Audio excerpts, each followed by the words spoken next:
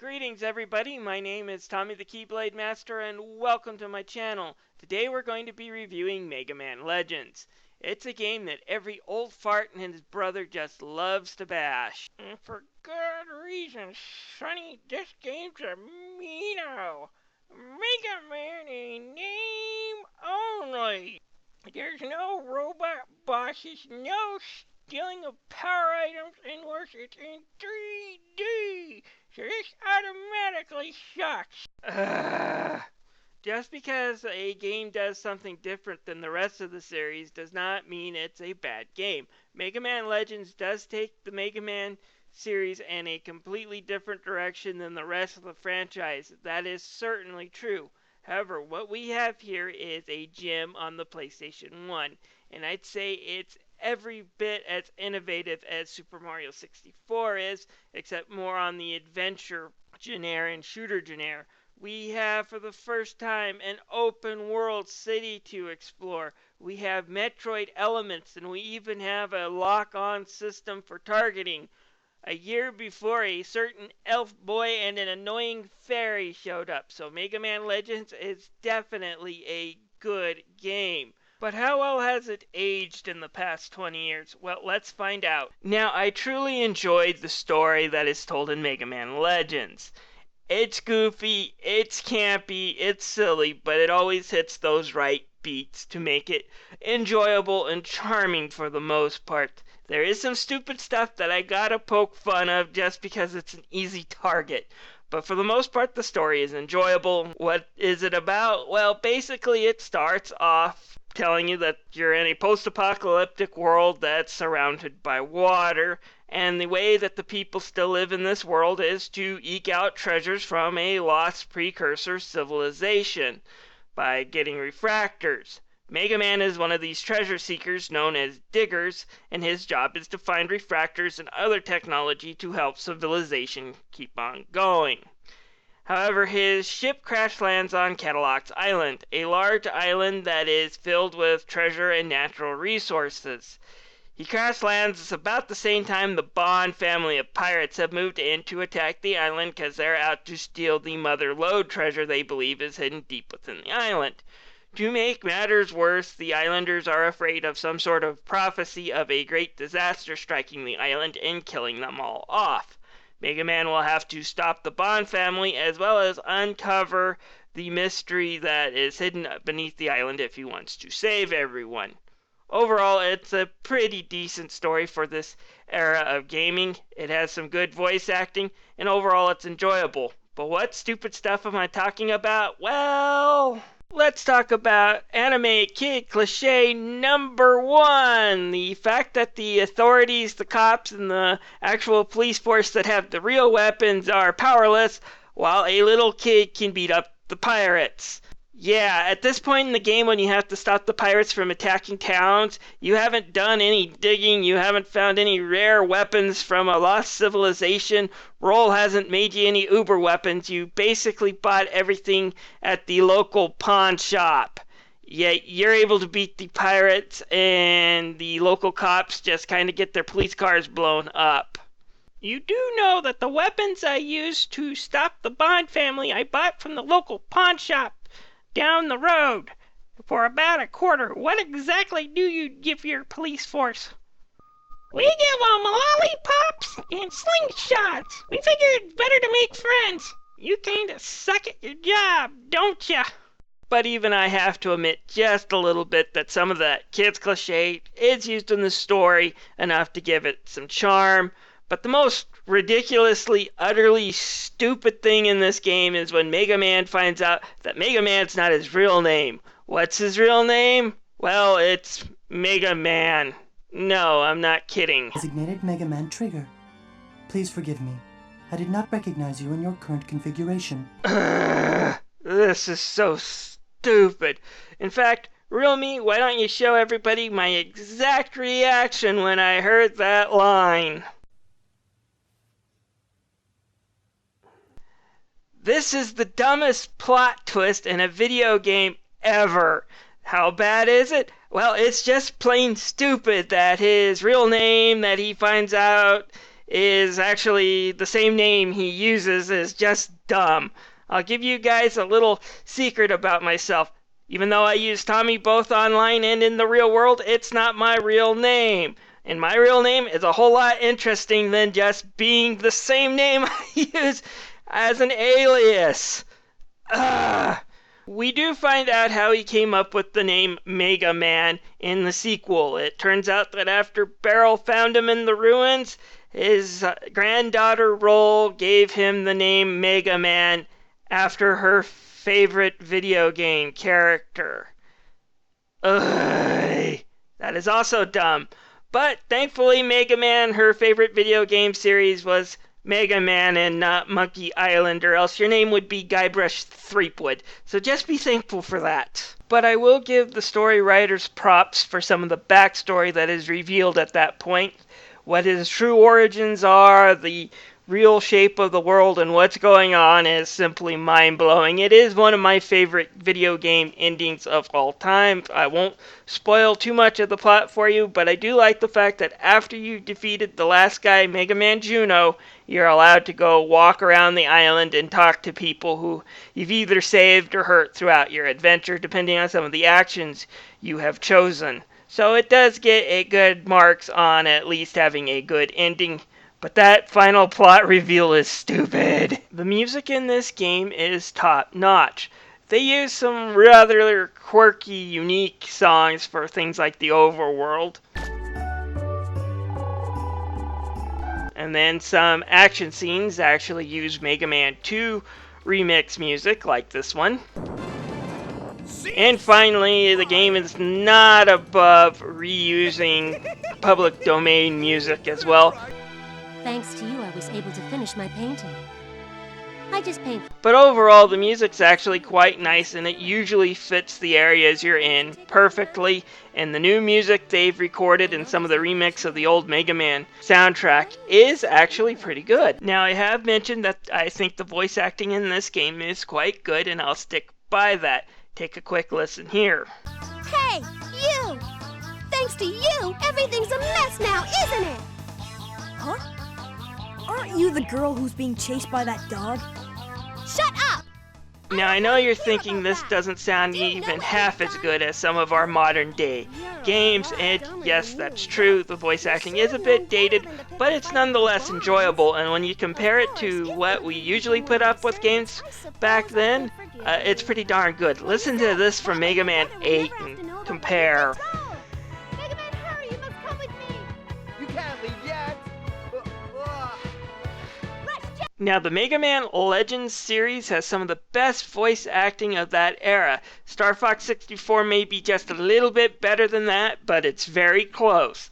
So, even though it's a bit dated now compared to what we get in our AAA games now, if Capcom ever does decide to release a Mega Man Legends 3, I know that's a very, very slim chance, but if they do, I hope they manage to get this troupe of voice actors back to redo their parts, because they sound really, really good.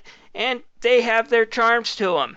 Anyways, let's move on to the gameplay in Mega Man Legends, and it's one of the more unique PlayStation 1 games out there because it experiments with a whole bunch of new fields that were available at the time. Like I've said, you've got adventure, you've got Metroid, and you've even got a little bit of sandbox elements in this very early PlayStation game that are worth taking a look at.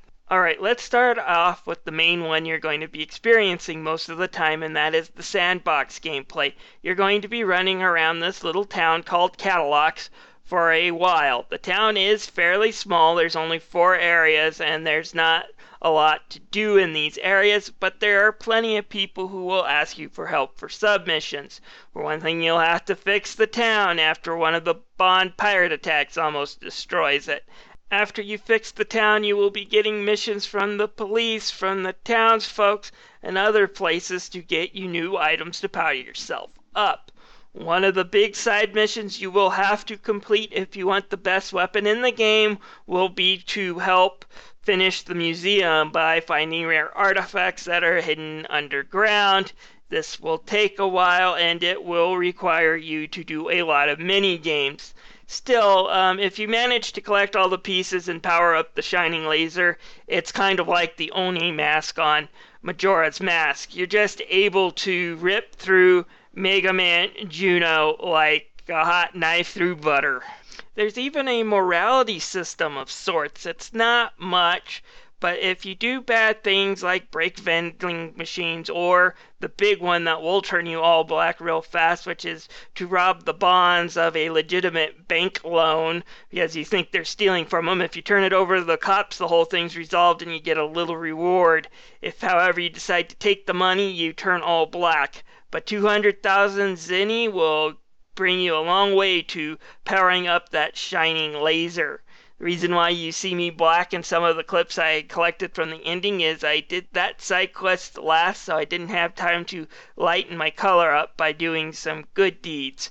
But still, the fact that it does have a morality system, even though it does not in any way penalize you or change the way you do the game, is still novel. Again, 1997, these ideas were new, and Mega Man Legends was kind of the precursor to people who would take these items and grow. You know, if you're an immoral jerk, people will start treating you like that rather than just one or two snide comments at houses. Like I said, I give credit to Mega Man Legends for really expanding into a new field.